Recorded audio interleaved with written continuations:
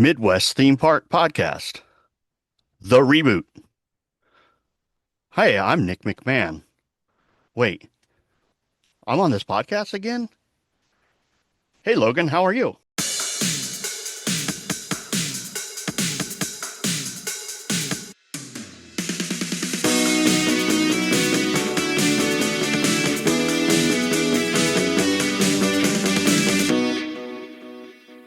Hey Nick, thanks for joining us. Yeah, absolutely. It's great to be here. Brings back a little bit of deja vu here. Brings back some very fond memories of podcasting a few years ago. Um, I'm glad to join you here, and I appreciate the invite. Yeah, of course. Looking forward to talking to you and getting to know a little bit more about what led you to transition away from Midwest theme park enthusiasts and just where life has brought you these days. Yeah, yeah. Thanks, Logan. Again, I appreciate the invite to hop on the podcast here and chat with you. I see you're doing some really great things with the social media channels as well as the Facebook groups. You know, moving on from Midwest theme park enthusiasts was and still is one of the hardest things I've done. Um, there's a lot of history behind it. And, I could do an hour-long episode about the history of it, but, it all started. I grew up going to Adventureland. Everybody knows Adventureland, Altoona, Iowa. I grew up going there, mid 90s, late 80s, mid 90s. And, there was a period of time where I didn't attend to the park for a while. I was growing up and finding my way, I guess we could say. And then my wife was like, "Hey, we should take our son to Adventureland." And so one year we went, and it just became an annual transition or annual tradition. And then it became, I really miss being here. And I found a group on Facebook, and I think it was called Adventureland Fans Iowa Unofficial. It was ran by somebody else, and became a part of that group. It had like 500 members, and then I started working with the original group owner, and um, we were working together, and we had a vision for a podcast. We had this, and we added some additional people to the team, and things were going really good. And um, I worked really hard on doing some stuff to grow the group, and so I kind of got like we'll call it admin rights or privileges.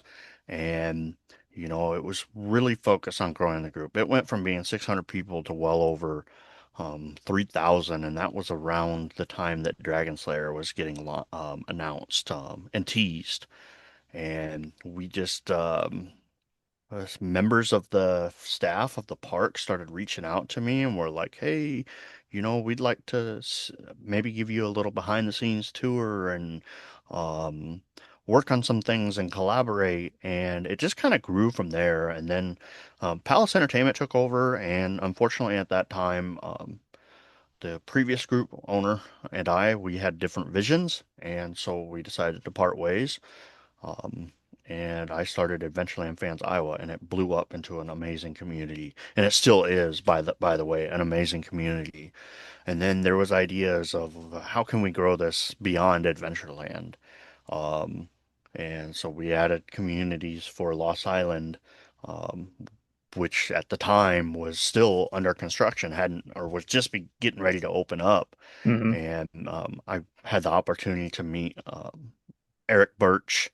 Um, Members of the Krantz family with Adventureland, as well as some of their wonderful staff who's still with the park today. They still have a lot of great staff members that have stayed there, and they've had some that left too. But we've remained communicate in communication, and it's just a wonderful community. Um, and so that's how we really got the start. And to this day, I still say I wish I would have kept it, but you know, people's lives, they change. I have a son who's about to graduate high school. I have made a career change a year and a half ago, and that is more demanding nowadays. and I have a business that I've been running for a long time, and I'm growing that. I just didn't have the time to give it the love it needed. Um, do I miss it? Absolutely. Do I miss coming up to the park? Absolutely. There's been speculation that the reason why I left was because I wasn't happy with the way the park was ran. It's no secret, that I I wasn't super happy, but it never changed my vision. It never changed my passion. That's not why I left. I left because I needed a fresh start. I had a lot going on in my life, and I just did not have the time to dedicate to this. And it's something that I'm so proud of, and we've worked so hard to build. I wanted somebody who can continue that passion, and give that the community out there, all of you listeners. I wanted everybody to be able to have something instead of only being able to commit to half of it at a time. I just didn't unfortunately have the time for it, and I wish I had more time of it, but unfortunately, there's only so much time in a day. Um, and my career is requiring a lot of my attention. My family's requiring my attention. I won't say my son lost his passion. Him and I still talk about going on roller coasters and things like that. I still love theme parks. I still have a passion for them. I'm just at that point in my career and my life where I don't have as much time for it as everybody else does. And the other problem or um, piece of the puzzle is I live in Nebraska. I live in Omaha, Nebraska. I don't have the closest theme park to me is Adventureland, 2.5 hour drive from my home. Hmm. Um, so it's can I get away from home? Absolutely. Can I get away every single weekend or a 20-minute drive and I'm at the park to visit the park? Unfortunately, it's not realistic. Yeah. But to this day, I still wish and hope that we would get a theme park in Omaha someday. Um, We've got Vallis Pumpkin Patch is open about a month and a half, 2 months out of the year, and they're actually adding a lot of rides. Oh, really? We basically have Nebraska's first, well, I can't say our first coaster because we've had coasters before, but first real coaster that we can say we have in Nebraska now. Last year they added that addition to the park, and this year they've added a swing ride similar to Rock and Rainbow, um, a smaller version of it basically. Um, and every year they've been adding rides. Now they're smaller rides like scramblers, things like that, but it's just like, it kind of makes you scratch your head a little bit. And, are they going to maybe expand this to where they can be at summer operation and start making it a full theme park? Who knows? I don't know. Nobody knows but them. But I've always kind of wished we had a theme park here in Nebraska. I think that we could support it. Um, and I would support it for sure. Yeah. But that's kind of where I'm at and everything. I didn't even make it to the park this summer. I really wanted to make it to the park. Um, I'm not saying that I can't be up there this fall, but again, some stuff going on with my job and things going on here at home. I'm not sure I'm going to make it there. But I'm hoping maybe next summer I can foot a trip up there to Adventureland and maybe make a loop up and get up to Lost Island as well. Because I really want to ride Fire Runner. A funny story before this all took place, I had a media invite to go up there and be one of the first riders, and I had it all planned and scheduled out, and then unfortunately something came up at work and I had to cancel it last minute. I was super bummed to not make it up there, Yeah. but um, you know, and so that's really the full reason why I made the decision to um, I guess we can say sell Midwest theme park enthusiasts. And so it's very clear the intent was never to make money. I want everybody to know that I didn't intend to be a sellout and sell it to get rich because I did not get rich selling it. I've had several offers, um, and I didn't take the highest offer. I wanted this to go to somebody who was committed to this, and Logan, you were the best choice in my mind.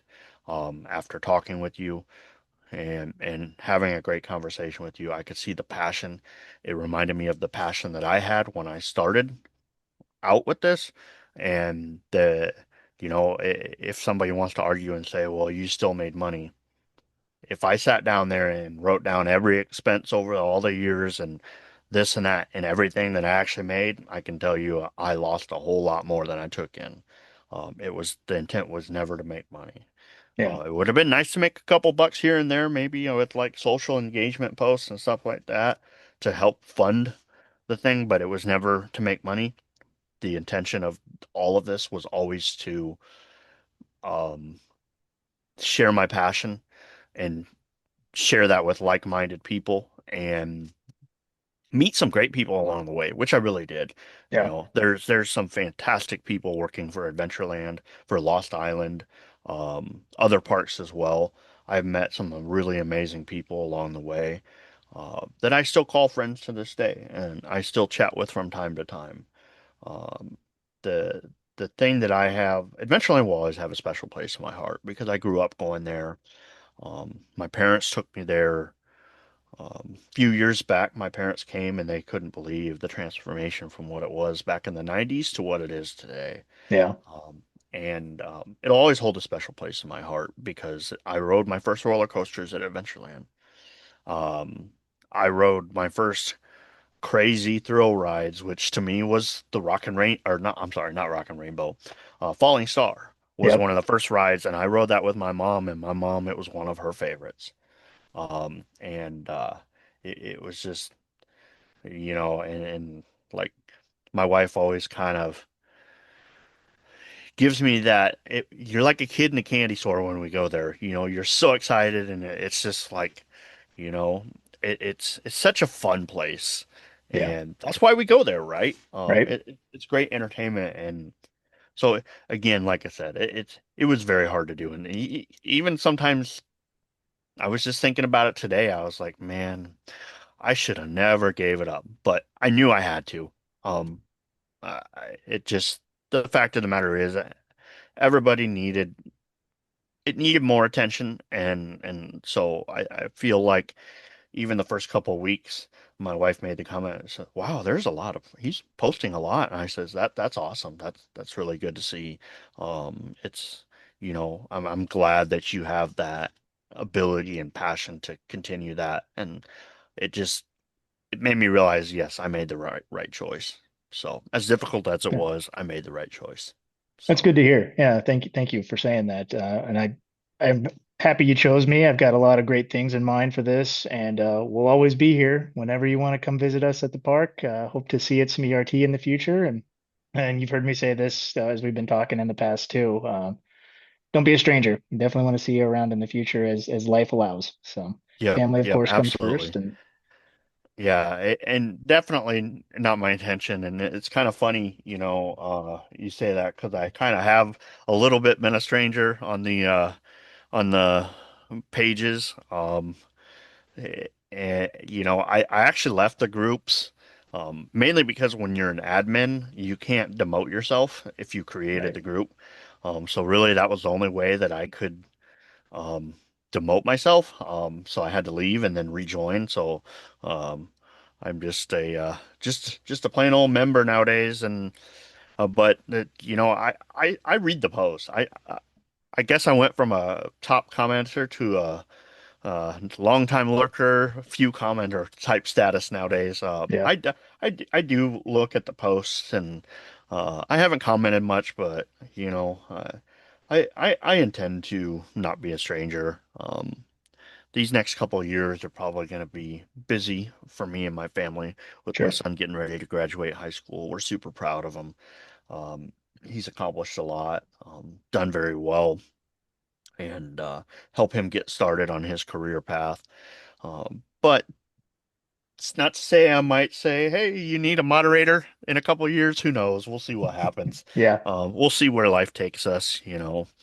My small business is keeping me busy too, so I'm in technology with that, and Windows 10 is going away here pretty soon, and Hmm. so I'm in the IT asset disposal industry, so I'm busier than ever right now, and it's keeping me pretty busy at that and my full-time career as well. So. But yes, no plans to be a stranger. I might not be as talkative, but I'll be around. And I'll That's good to hear. definitely, you know, I'll try to make an announcement. Hey, I'm coming to the park next time I come, and I'd be happy to meet up with anybody. Share stories, talk about how it's going, everything. I'm really looking forward to seeing this grow, and that's why I'm continuing to follow.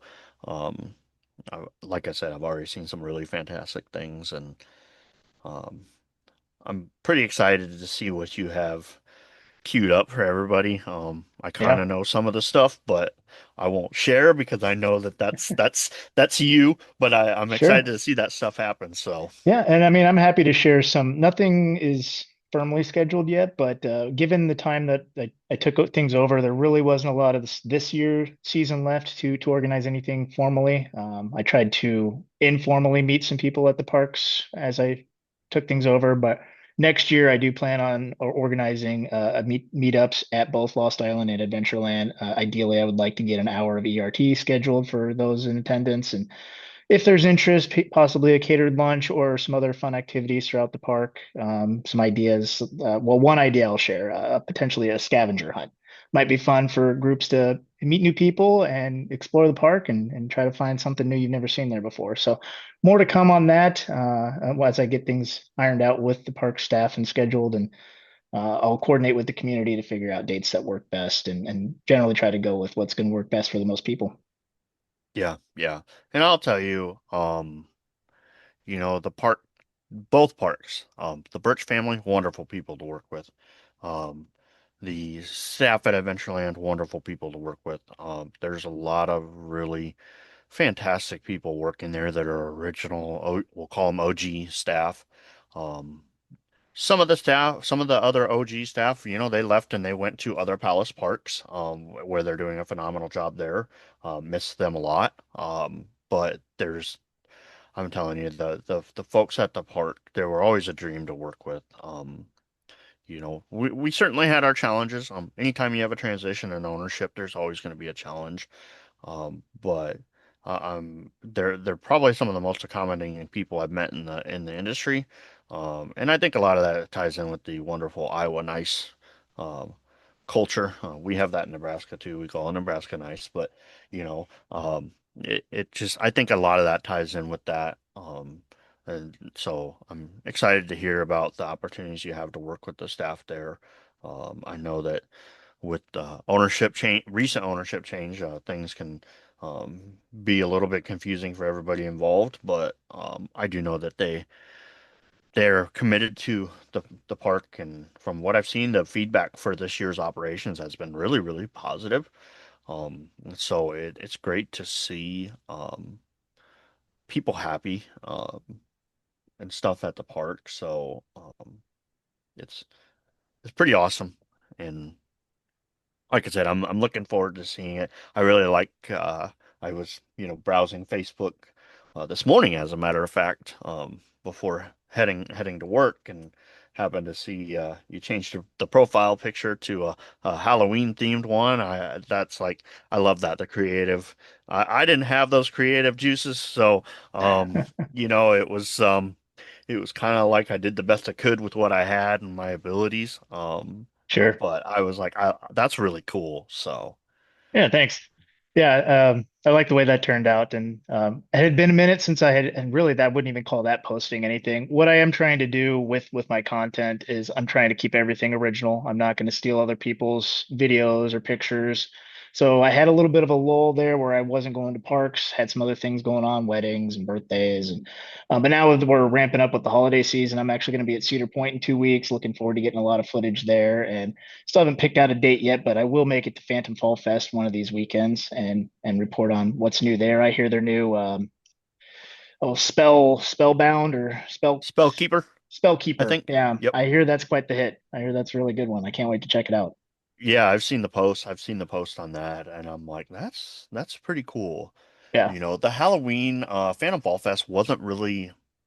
I wouldn't say it wasn't our thing. It just, when you live in Nebraska and you do 90% of your trips to the park as day trips, it's a little harder to do when the park opens at 1 and closes at 10, because that pretty yeah, much guarantees you to need a hotel room for that night, which we could do. It just, you know, it wasn't really our thing. We're not big into, you know, we're not big into Halloween. There's some people that they make a whole big, that it's their favorite time of year. that's me. Yeah. For me, I'm the opposite. The fall is actually my least favorite time of year because it means winter is coming. And as somebody who, in his previous role in his career, worked outside every single day climbing utility poles, uh, I didn't enjoy winter. Yeah, Um, and fall meant winter, right? So right. spring was always my favorite season, because it meant theme parks were opening. Um, but yeah, I think Phantom Fall Fest is probably one of the most successful things Adventureland has done in its history. Attendance has, from what I've been hearing, has been high. The year we went with my parents, we actually went during Phantom Fall Fest, and we did check out the haunted houses and stuff like that. And they were pretty cool. I liked them. And my wife had the Nobu necklace, and they were very respectful of that. Um, and I think it's a fantastic thing, and I really hope to see Hershen continue that. So Yeah. So yeah, Nick, it was funny hearing you talk about what led you to start this thing, Midwest Theme Park Enthusiasts, and your kids really bringing you back to the park. And same thing with me. I grew up at Adventureland. We used to go to Six Flags Great America, Six Flags St. Louis. I grew up in Southeast Iowa, so they were weekend trips, but Adventureland was always the home park for me. And then as I got older, I kind of stopped going to parks, and then my kids got older and took them to Adventureland. And my daughter, who's just about to turn 15, she just loved everything. Anything she was tall enough to ride, she would get on it. And then, my son, now he's old enough where he'll ride anything, and he's a full-blown coaster enthusiast, and he's my sidekick. We were actually looking to start a YouTube channel, just kind of vlogging our adventures, and just kind of me and him. And our we did a road trip this summer. We did six parks. We did Six Flags St. Louis, Kings Island, Kennywood, Waldemere, Cedar Point, and Indiana Beach. I was on this trip when you posted that you were looking to find someone to take over Midwest theme park enthusiasts, and I kind of swiped it away.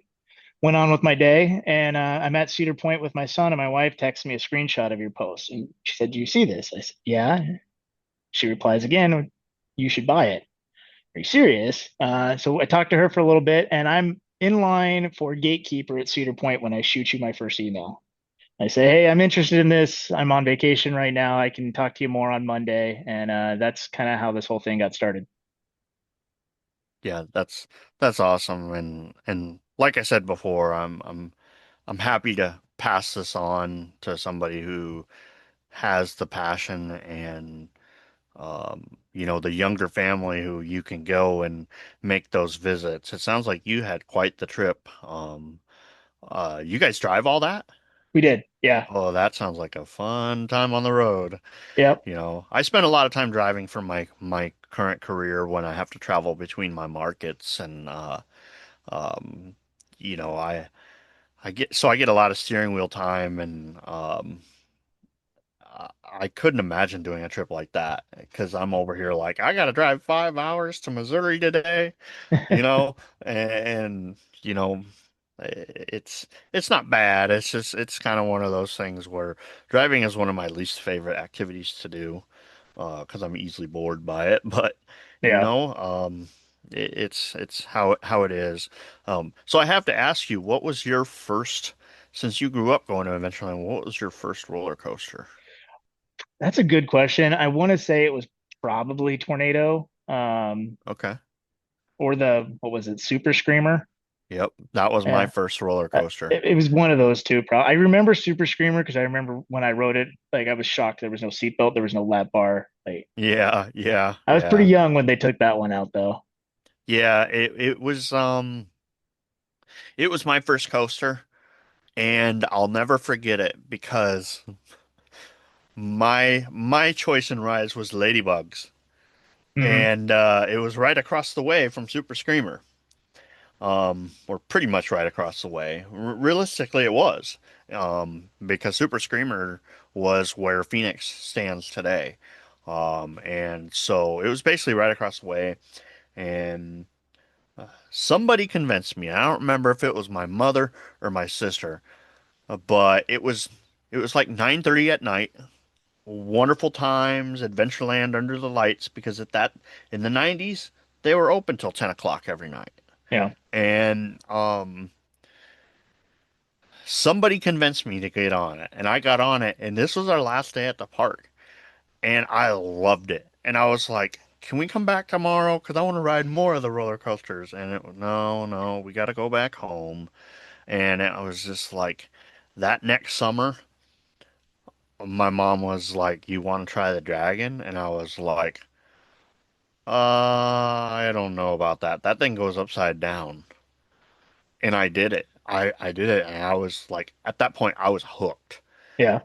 And the funny thing is I didn't want to do tornado, but it was like I conquered dragon. Why can't I do tornado? So I did tornado, and um, it was like at that point I was hooked. And anytime we got opportunities to ride roller coasters, it happened. I went on and one of my fondest memories. My dad's favorite ride was always the park bench, and he would always just park bench hop. The only Hmm. thing he ever really actually rode was the old classic log flume at Adventureland, River Rapids, right? Yep. River Rapids, or the Rapids ride, I guess we call it. He rode that, and he loved the bumper cars and the Ferris wheel, and that was really all he would ride. Well, one year, his employer took us all down to Worlds of Fun, and he rode Mambo with me 8 times Oh. in a row. Oh, I could wow. not believe it, and that was a really, really fond memory. And I have not actually been able to take my son down to Worlds of Fun yet, but I want to take him down there and share that Mamba experience with him, because Mamba it's an older coaster, but it's a fantastic coaster. Yeah. It's a Chance Hyper, I believe. Morgan. Uh, Chance Morgan Harper, or Oh, Hyper coaster. yeah. Um, and it's just like it's been so long since I've ridden it, but I can still feel my dad riding that with me, and that it was such a fond memory because that's not my dad. My dad was not a coaster guy. He was a park bench guy. And so when you get to share that opportunity with somebody, um, it's something you'll never forget. And I'll never Yeah. forget a couple years ago when my mom, um, who's in her 60s, upper 60s, rode Monster with us. That was pretty Oh, that's pretty great. awesome. It's pretty awesome to get on a coaster with the person that got you into coasters. My mom was a roller coaster rider. Yeah. My sister not so much. My dad not so much. But my mom and I, we shared coasters, and it was special.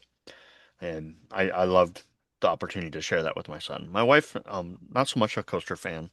Uh, she was kind of in tune with what my dad liked to ride, the simpler rides that didn't make you dizzy or sick. And I'll Sure. tell you, after being away from the parks for a while, um, one thing that I um, came to realize is when you get older, it doesn't work as easy as you thought it is. Things feel a little rougher, and that there's going to be always that hot debate about how rough Dragon was in its last years. I Hmm. was like, I don't remember this being that bad when I was a kid. Well, add 20 years to your life, and I guess how you feel on Rise change, and I couldn't do the galleon. I could hardly do it. It just made my stomach. It made me sick to my stomach. At my older age, Hmm. and same thing with parachutes. Um, I would do it once a season because it's my son's favorite ride, but it was just like the spinning makes me dizzy, you know? Yep. I've kind of reached that point in my life as well. I can still ride the craziest roller coasters out there, but if something's spinning me around too fast, no thanks. Yep. But don't get me wrong, Dragon Slayer, I'll do it. I'll marathon that all day See, long. For that's some reason, flipping. because it's a Flipping is coaster, okay. Yeah. even though it flips, it's a coaster, and so my brain's telling me this is not bad at all, Yep. Nope, and that's and I great. don't get dizzy doing it. Yeah. So, And even and Phoenix spins laterally, and that's still fine for me because it's a coaster. yeah, Yeah. Phoenix is a tough coaster for me because um I I don't know how to say this, but most of my figure is on the upper part of my body, and Yep. when I try to do the tricks of crossing your legs, I just feel squished in there. Yeah. And I'm sure everybody feels that way. I'm not a super tall guy, but I'll never forget it was the most hilarious thing ever. One of my favorite ride operators, um, his name is Rick. Um, he was the lead guy on Tornado for the longest time, and he was the one that always talked about making sure you put your tacos and lollipops away when you got on Tornado. Um, he also ran Phoenix a lot, and I remember one time I got in and I was really having a tough time. And it's like, it looks like this guy had one too many corn dogs, and it just cracked me up. And some people would may not take that, but it was kind of one of those things where Rick and I are friends, and it was a mutual understanding that it was a joke.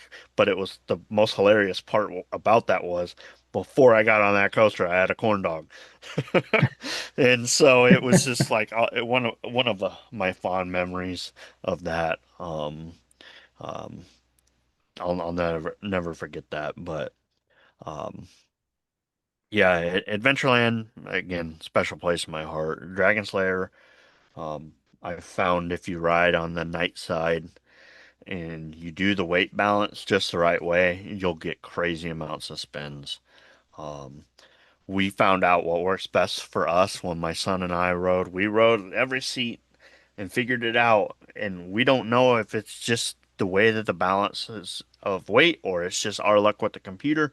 But if we sat in the seats with our backs facing the control booth, and our heads facing basically Dragon's Island and Hmm. Tornado.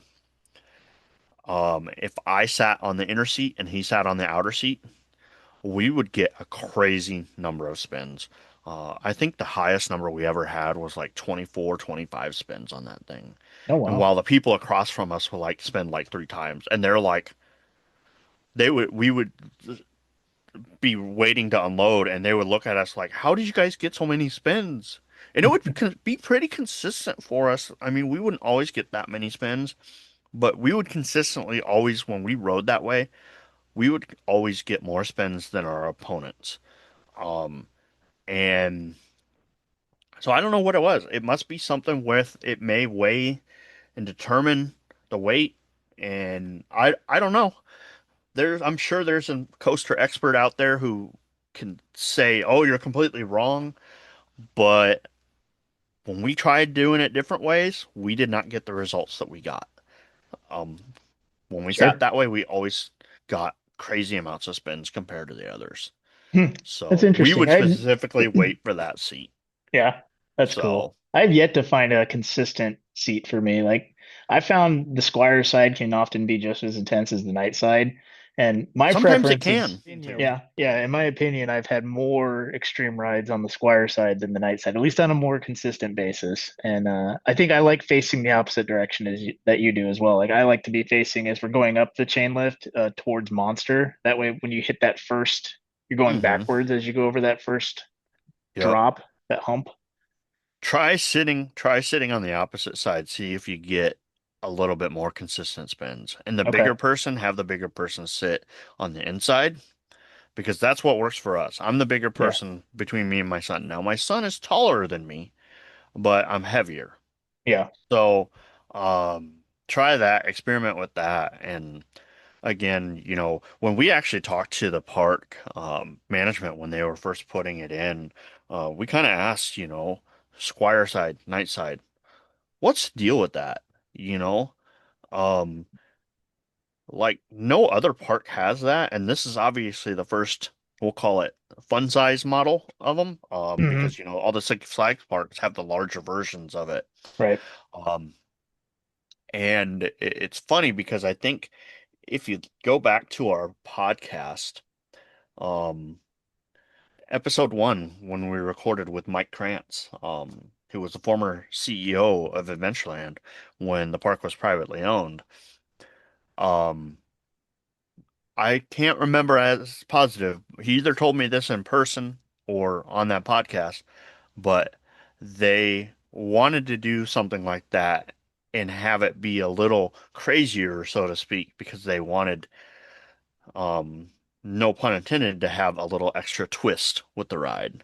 Yeah. Um, and it may have been him that told that. It could have been somebody else, but when they were working with the manufacturer of the ride, I remember them saying they wanted to have a different experience, and they wanted it to be like as crazy as you could possibly do, Yeah.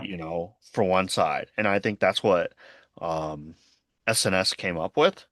And right, they're the manufacturer of that, I believe, if I Yes. recall correctly. Yeah. Yes, and I think that's what they came up with.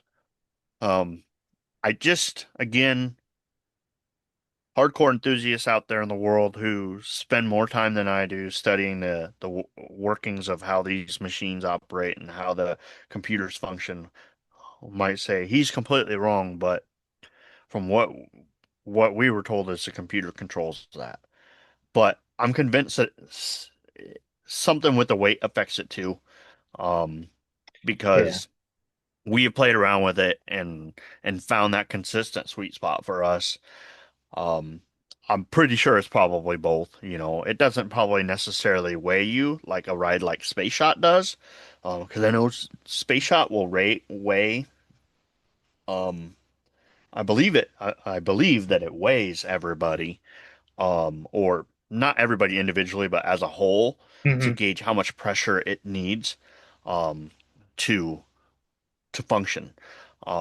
Because every weight is different, so it has to have variable pressures. Um, I wouldn't believe that um Dragon Slayer would necessarily weigh you, but it could just be a simple matter of physics. Different weights, and the way that the computer's controlling it. Um, every user has a little bit different ride experience. Yeah. Yeah. So, Yeah, I think they definitely made a unique version of the ride. I've ridden three different versions of it. I've had the Joker at Adventureland at Six Flags Great America, which is the bigger model, and then Tumbili at King's Dominion, and Dragon Slayer is by far the most intense out of the three that I've ridden. yeah, so I was going to ask you, and you kind of beat me to it because I was going to ask if you'd been on, what is it, Tumbili? Hmm.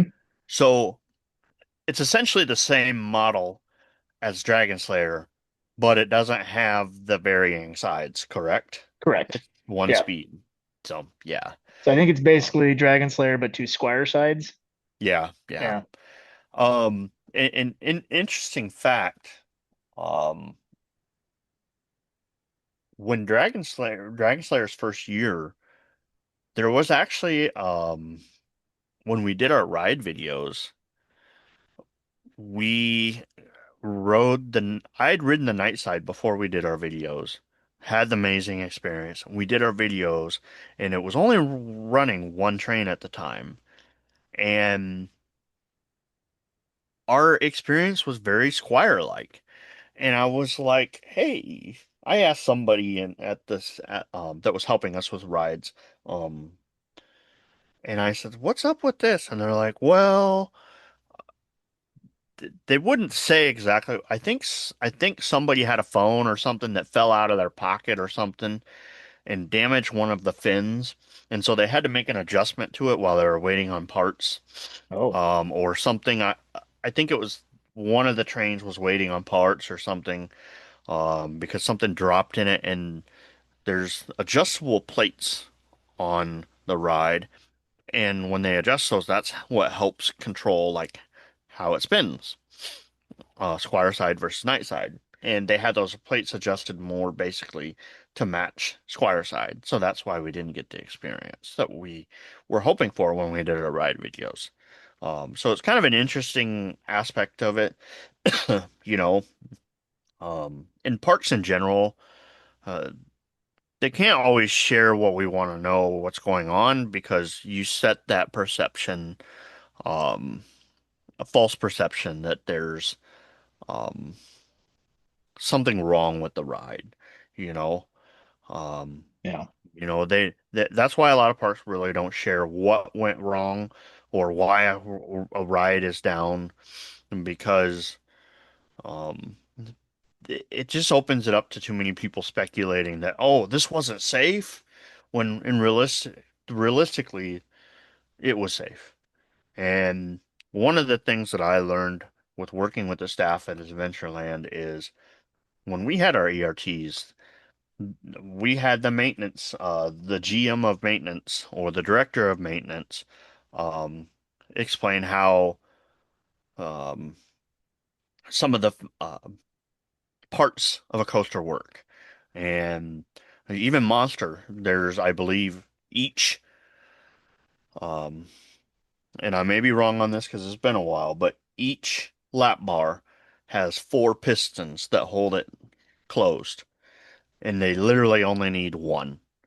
But that's how many fail safes are on these things. Hmm. These things are incredibly safe, and I trust getting in these roller coasters over getting in the car some days.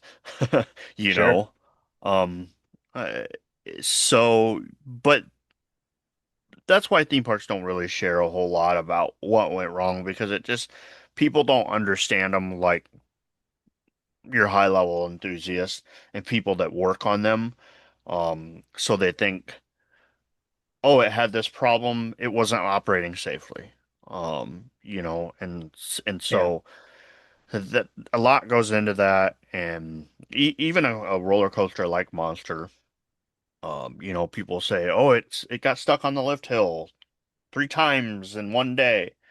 It's unsafe. No, it's not. That's actually a safety mechanism stopping it because it thinks there's a problem, even though it could be something as simple as uh, a little bit of bird um, residue, we'll call it, Sure. on one of the sensors, tripping the sensor. Yep. It could be something very, very simple, but that's the computer literally saying, "I see a problem. I don't know what it is, but I'm going to stop the ride for everybody's safety." It Yep. just happens to happen in inconvenient places like the lift hill. Yeah. And I Operating think, as intended.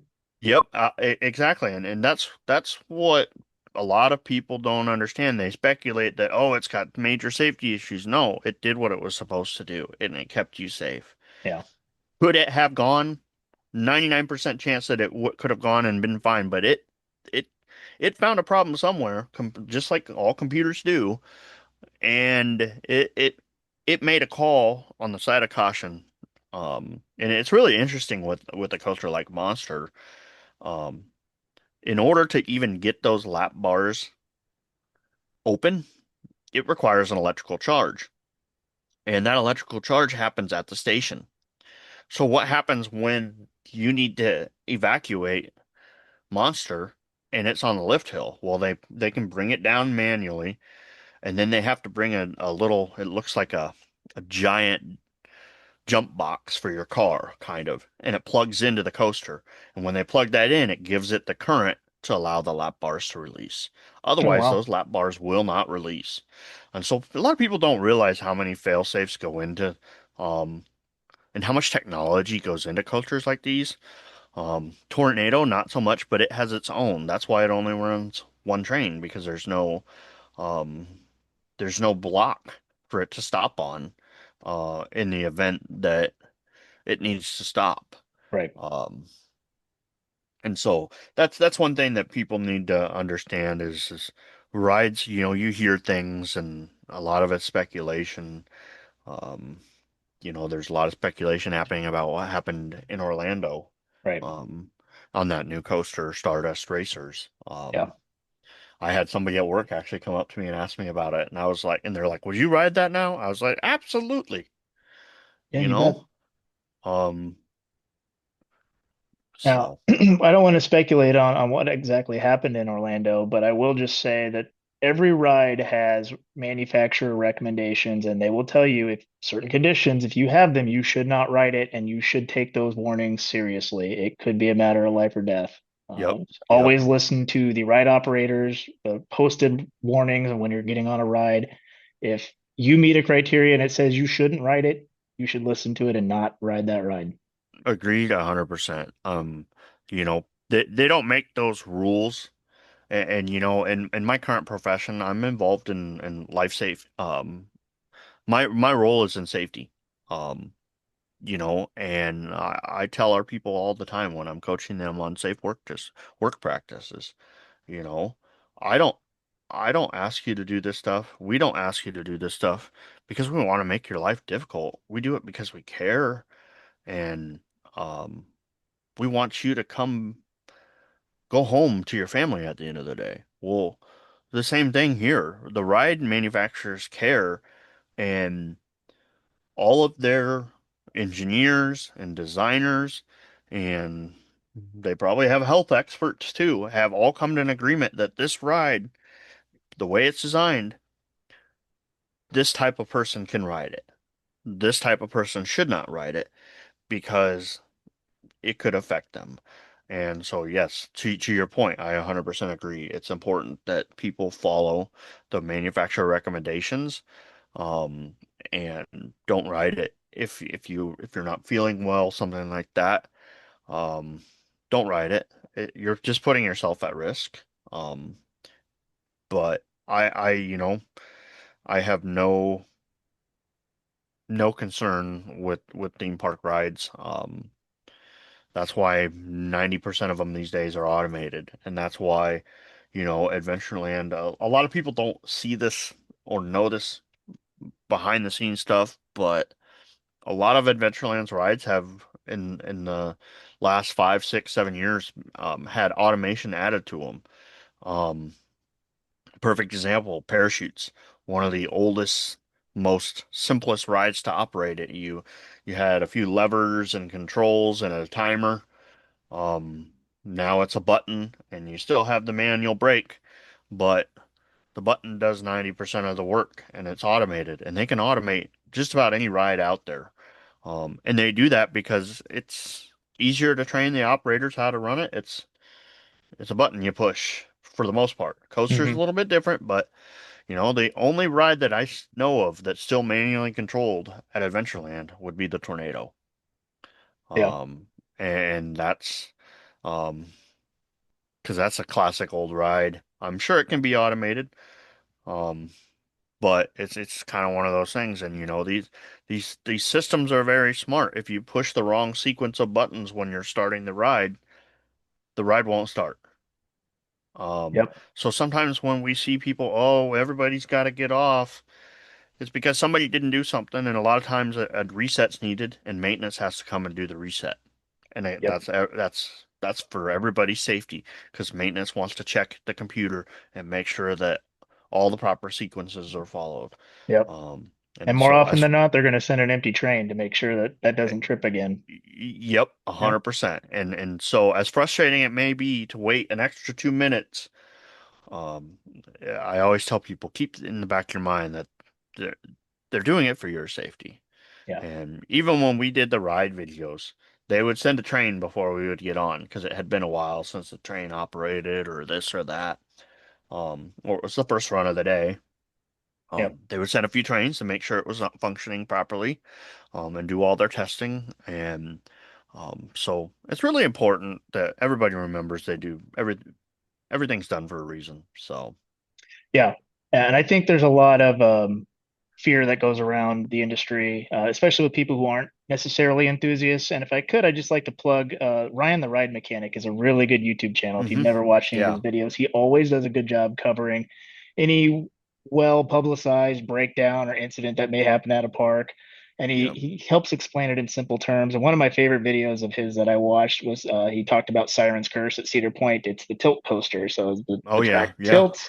He explained every safety on that. And to your point, if it loses power, if something fails, it fails in a locked state. yep, That's how rides are built. And if you notice, like the brakes on roller coasters, and I'm sure you know this, they're always in an up position, which will stop the train as it goes through. yep, It needs power to lower those to release the brakes to let the train pass through that block zone. So yep. everything on a ride is designed to fail in a stop position. Correct. Yep. And you have to look at, you know, back in 2000, I want to say it was 2018 or 2019, one of our first trips back to the park. The park actually lost power, Adventureland did. And it was interesting. There was a car accident and where somebody hit a pole and so they I think the park was without power for like 3 hours. And it was a hot Mm, day and we were like, all right, do we leave? And we were getting ready to basically leave.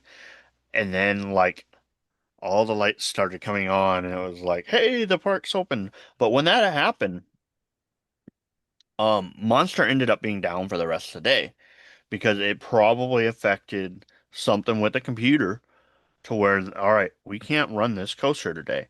And Monster actually has a backup generator, so had a coaster been out on the track when the power outage happened, they could have gotten that coaster at least back to a safe position to offload yeah, everybody.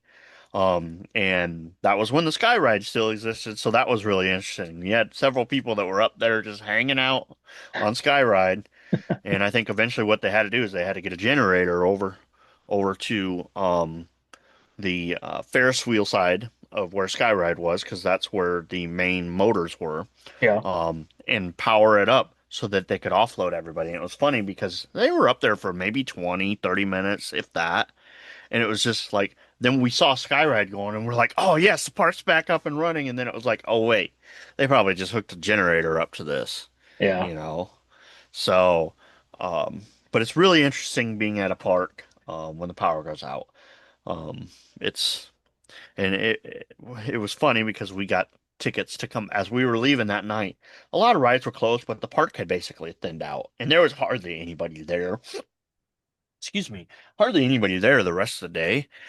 And so it was like every ride on a Saturday in July was walk on. And we left as we were walking out, they were handing out tickets to come back. And it was like, that's pretty cool. Yeah. You know, they knew that not everybody got the full experience. And even though we stayed until close, we got to come back. Anyways, it was great chatting with you tonight, Nick, and hope to talk to you again soon. Maybe see you at the park in the coming years. Yeah, absolutely. Again, I want to say thanks for having me. It's really, it's bittersweet to hop on, um, a podcast that we kind of gave up. Just a lot of times schedules didn't align, and it was challenging to do. Podcasts can be pretty demanding, but it was really great. I've missed just getting on and talking about the things that we love so much, the theme parks. Um, it's something that we all have a passion for. It's why we're here, right? Not only the listeners, but Logan, yourself, and myself. It's always great to talk to other people and get other people's perspectives and hear their stories about visiting the parks. So again, I appreciate you letting me talk a little bit about um, why I've left, but I'm not gone forever. I just playing lurker nowadays and just kind of hanging out and keeping busy with my own things. But again, like I said, I appreciate the invite. It was great chatting with you. I'm so excited to see what you have in store for all the listeners out there and all the followers on Facebook, as well as the Facebook groups. They're I think part of the reason why that was all so special to me is because the community was probably one of the most loyal communities I've ever been a part of, and everybody, for the most part, has always kept conversations respectful in the groups. And it's it's something that I'll very dearly miss some days. And some days not so much. Sure. But again, I appreciate the opportunity to chat. If you ever chat with any of the manufacturers or anything like that on your podcast, I'd be happy. I'd be happy to join in on those from time to time. I know that there's really great manufacturers out there. They love to hop on these types of podcasts and talk about what they do. Yeah. One of my favorite um, manufacturers that I had an opportunity to talk to was a team at Zamperla. Uh, they have some really great people working for them. We got to talk a little bit about what Adventureland was getting because a lot of Adventureland's rides package material has come from Zamperla, and Hmm. they're a really great manufacturer that's up and coming, doing a lot of really cool new things. And I never did quite fully get to sit down and talk with um, RMC, but they're another great manufacturer that's American made, wonderful manufacturer. There's just a lot of great people in this industry, and I'm looking forward to see what you have in store for everybody, and to hear some of these wonderful conversations that you're gonna have. Yeah, I'm looking forward to it as well, Nick. Um, All right, well, I guess it was interesting bringing the Midwest Theme Park podcast back into play. At this point, I will let Logan take it over. And again, thanks for having me. yeah, thanks for being here. Take care, Nick. Yeah. Bye.